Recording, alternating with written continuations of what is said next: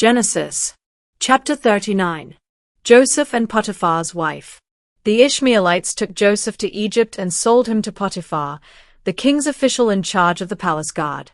So Joseph lived in the home of Potiphar, his Egyptian owner. Soon Potiphar realized that the Lord was helping Joseph to be successful in whatever he did. Potiphar liked Joseph and made him his personal assistant, putting him in charge of his house and all of his property. Because of Joseph, the Lord began to bless Potiphar's family and fields. Potiphar left everything up to Joseph, and with Joseph there, the only decision he had to make was what he wanted to eat. Joseph was well-built and handsome, and Potiphar's wife soon noticed him. She asked him to make love to her, but he refused and said, "My master isn't worried about anything in his house, because he has placed me in charge of everything he owns. No one in my master's house is more important than I am. The only thing he hasn't given me is you, and that's because you are his wife. I won't sin against God by doing such a terrible thing as this."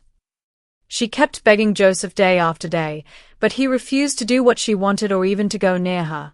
One day, Joseph went to Potiphar's house to do his work, and none of the other servants were there. Potiphar's wife grabbed hold of his coat and said, "Make love to me."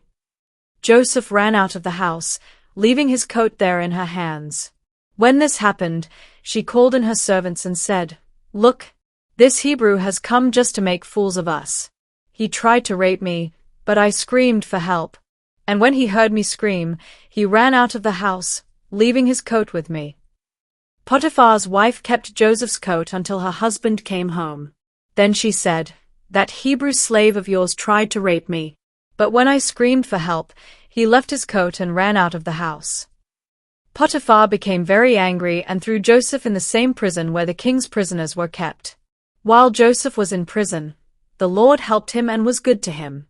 He even made the jailer like Joseph so much that he put him in charge of the other prisoners and of everything that was done in the jail. The jailer did not worry about anything, because the Lord was with Joseph and made him successful in all that he did.